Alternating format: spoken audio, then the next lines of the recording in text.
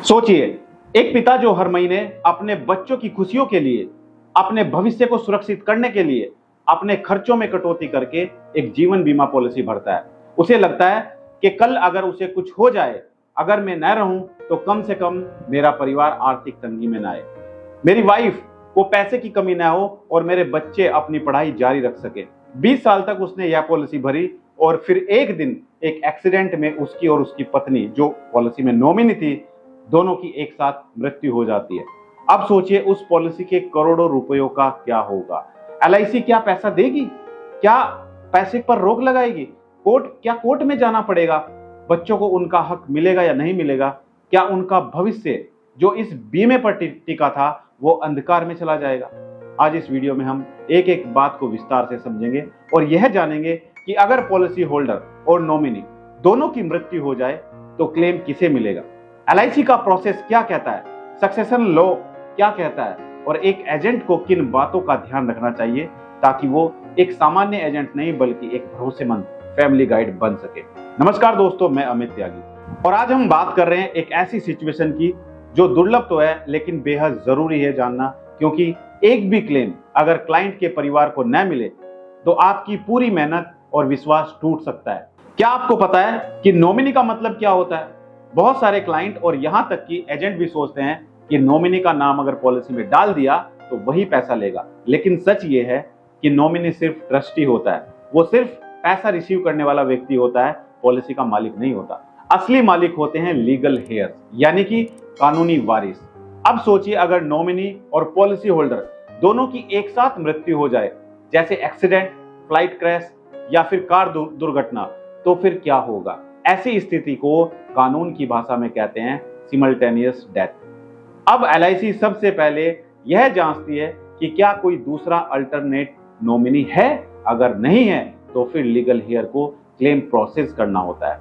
यहां पर एक बहुत ही जरूरी फैक्ट जो आपको जानना चाहिए वो है, आईआरडे के अनुसार हर साल 20,000 से अधिक ऐसे क्लेम फंस जाते हैं जिनमें नॉमिनी और पॉलिसी होल्डर दोनों की मृत्यु हो चुकी है और लीगल हेयर के पास सक्सेशन सर्टिफिकेट नहीं होता, और ऐसे मामलों में क्लेम सेटल होने में 6 महीने से 2 साल तक का वक्त लग जाता है।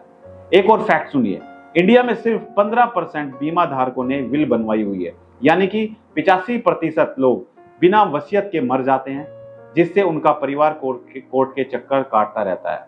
अब बात करते हैं अगर विल है तो क्या होता है। अगर मृतक ने एक रजिस्टर्ड विल बनवाई हुई है तो उसी के अनुसार लीगल हेयर को भुगतान किया जाएगा।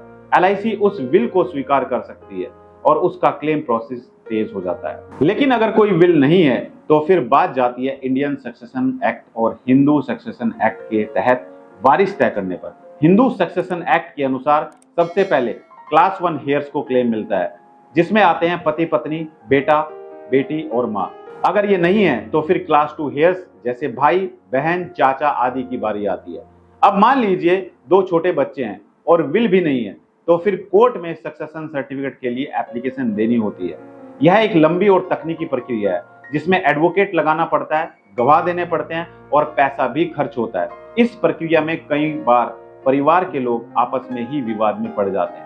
अब सोचिए अगर एजेंट ने पॉलिसी बेचते समय क्लाइंट को ये 3 बातें बताई होती, नॉमिनी समय पर अपडेट करें, एक रजिस्टर्ड विल बनवाएं और फैमिली को क्लेम से जुड़े डॉक्यूमेंट्स के बारे में पहले से अवगत कराएं, तो इतना बड़ा झंझट टल सकता था। अब मैं आपको एक रियल लाइफ केस बताता हूं। पुणे के एक क्लाइंट ने 75 लाख की पॉलिसी ली थी। नॉमिनी पत्नी थी, लेकिन एक्सीडेंट में दोनों की जान चली गई। 2 छोटे बच्चे और बुजुर्ग मां को 9 महीने बाद सक्सेशन सर्टिफिकेट मिला, तब जाकर एलआईसी से पैसा मिला। अगर विल होती तो पैसा सिर्फ 15 दिन में क्लियर हो जाता। अब मैं आपसे एक सवाल पूछना चाहता हूं, क्या आपने कभी अपने क्लाइंट से सक्सेशन या विल की बात की है? अगर हाँ तो कमेंट में लिखिए यस आई गाइड, और अगर नहीं की है तो अब से आप ये काम करेंगे, कमेंट में लिखिए आई विल गाइड। अब समझते हैं कि क्लेम लेने के लिए लीगल हेयर को किन डॉक्यूमेंट्स की जरूरत पड़ती है।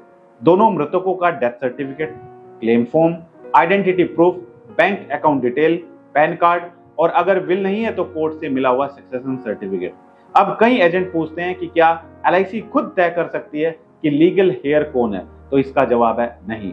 एलआईसी को भी वही मानना होगा जो सक्सेशन सर्टिफिकेट या विल कहता है। एलआईसी कोई न्यायिक संस्था नहीं है, वह सिर्फ डॉक्यूमेंट के आधार पर काम करती है। अब बात करते हैं कि एक एजेंट को क्या करना चाहिए ताकि वह एक स्मार्ट और ट्रस्टवर्दी एजेंट बन सके। सबसे पहले, जब भी आप पॉलिसी बेचें तो नॉमिनी के बारे में विस्तार से बात करें। दूसरा, आपको क्या करना है, क्लाइंट को विल बनाने के फायदे समझाएं। और तीसरा, क्लाइंट से एक फैमिली ट्री बनवाएं ताकि लीगल हेयर क्लियर हो सके। यानी कि फैमिली ट्री का मतलब है कि हेड कौन है, उसके नीचे उसके बच्चे कौन है, उसके बाद कौन है, ये पूरा डिटेल में आप एक फैमिली ट्री अपने क्लाइंट से जरूर बनाएं। एक स्मार्ट एजेंट वही है जो क्लाइंट के लिए समस्याएं पैदा करने वाला नहीं, बल्कि समस्याओं से बचाने वाला हो। अब मैं आपको कुछ टूल्स बताता हूं जो आप क्लाइंट को दे सकते हैं। पहला है nominee update form. Nominee update form की एक कॉपी अपने क्लाइंट को जरूर दें। सिंपल विल ड्राफ्ट का एक टेम्पलेट भी अपने क्लाइंट को दें और क्लेम प्रोसेस का एक सिंप्लीफाइड चार्ट अपने क्लाइंट को जरूर दें। इन 3 चीजों से आप एक साधारण एजेंट से बेहतर बन सकते हैं। क्या आप अब से हर क्लाइंट को नॉमिनी और विल के बारे में सलाह देंगे? अगर हाँ, तो कमेंट में लिखिए यस आई प्रॉमिस। अब बात करते हैं कॉन्टिंजेंट नॉमिनी की, यानी अगर पहला नॉमिनी नहीं रहे तो दूसरा नॉमिनी क्लेम करेगा। बहुत कम लोग जानते हैं कि एलआईसी में अब कॉन्टिंजेंट नॉमिनी का ऑप्शन भी उपलब्ध है। इसे इस्तेमाल करके क्लाइंट को एक्स्ट्रा सुरक्षा दी जा सकती है। अब बात करते हैं एलआईसी के इंटरनल रूल्स की। अगर एक से ज्यादा लीगल हेयर हैं तो सबका कंसेंट लेटर जरूरी है।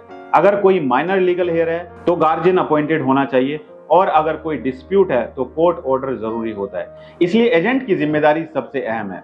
आप ही वो व्यक्ति हैं जो क्लाइंट और कंपनी के बीच में ब्रिज का काम करते हैं।